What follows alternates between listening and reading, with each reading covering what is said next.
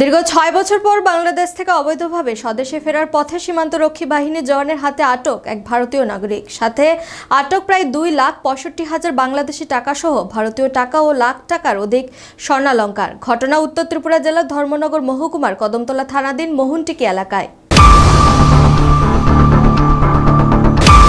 ৬ বছর পর বাংলাদেশ থেকে অবৈধভাবে স্বদেশে ফেরার পথে সীমান্তরক্ষী বাহিনীর জওয়ানের হাতে আটক এক ভারতীয় নাগরিক। জানা গেছে, শুক্রবার শেষ রাতে তারকপুর বিওপির ৯৭ নং ব্যাটালিয়নের জওয়ানরা ভারত বাংলা সীমান্তের মোহনটিকি এলাকায় টহলরত অবস্থায় এক ব্যক্তি কাটা তার কেটে অবৈধভাবে ভারত প্রবেশের চেষ্টা করে। তখন কর্তব্যরত জওয়ানরা ওই ব্যক্তিকে আটক করে বিওপিতে নিয়ে আসে। পরে সীমান্তরক্ষীর উচ্চপদস্থ আধিকারিকদের উপস্থিতিতে ধৃত ব্যক্তির কাছে প্রায় 2,65,000 বাংলাদেশি টাকা, ভারতীয় 630 টাকা, লক্ষাধিক টাকার স্বর্ণালংকার সহ একটি মোবাইল ফোন উদ্ধার হয়। পরবর্তীতে সীমান্তরক্ষী জওয়ানরা ধৃতকে জিজ্ঞাসাবাদ চালিয়ে জানতে পারেন তার নাম প্রবীর দাস, বাড়ি কদমতলা থানা এলাকার রাজনগর গ্রাম পঞ্চায়েতে। সে 2018 সালে তার মায়ের মৃত্যুর পর মায়ের স্বর্ণালংকার নিয়ে অবৈধভাবে বাংলাদেশের সিলেট বিভাগের মির্জাইঙ্গেলে চলে যায়। সেখানে দীর্ঘ ৬ বছর দিন মজুরের কাজ করে সে, কিন্তু বিগত ৬ মাস যাবৎ সে শারীরিকভাবে অসুস্থ হয়ে পড়ে। সাথে বাংলাদেশের অস্বস্তিকর পরিবেশের কারণে পুনরায় নিজ বাড়ির উদ্দেশ্যে রওনা দেয়। ধৃত ব্যক্তি জানায়, তার দীর্ঘ ৬ বছরের উপার্জনের কষ্টার্জিত অর্থ এগুলি, আর স্বর্ণালংকারগুলি তার মায়ের। এদিকে সীমান্তরক্ষী জওয়ানরা তাদের সকল আইনি প্রক্রিয়া শেষে শনিবার রাত ধৃতকে টাকা ও স্বর্ণালংকার সমেত কদমতলা থানার হাতে হস্তান্তর করে। এই মর্মে কদমতলা থানার অফিসার ইনচার্জ জয়ন্ত দেবনাথ জানান, তিনি একটি পাসপোর্ট অ্যাক্টে মামলা দায়ের করে তদন্ত শুরু করেছেন। রবিবার ধৃতকে ধর্মনগর জেলা ও দায়রা আদালতে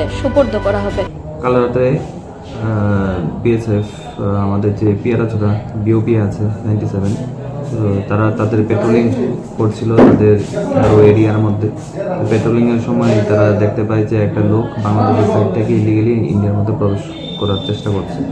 যথারীতি তারা ওই লোকটাকে ডিটেন করে এবং তার কাছে কিছু বাংলাদেশি কারেন্সি এবং কিছু গোল্ডেন অর্নামেন্ট পাওয়া যায়। এবং জিজ্ঞাসাবাদে সে তার নাম জানায় যে তার নাম প্রবীর দাস, বাবার নাম পুলিন দাস, বাড়ি আমাদের কদমতলা এরিয়ায় মধ্য রাজনগর। তো যথারীতি সে ইলিগালি ভারতবর্ষে প্রবেশ করছিল, তো আমাদের কাছে হ্যান্ড ওভার করেছে।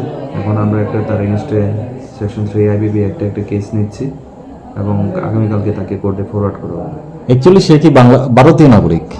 হ্যাঁ, অ্যাকচুয়ালি সে ভারতীয় নাগরিক, তার কাছে ভোটার আইডি এবং আধার কার্ড আছে, কিন্তু সে ইলিগালি বাংলাদেশে গিয়েছিল এবং ইলিগালি আবার ফিরে আসছিল। তার কাছে বৈধ কোনো ডকুমেন্টস নেই।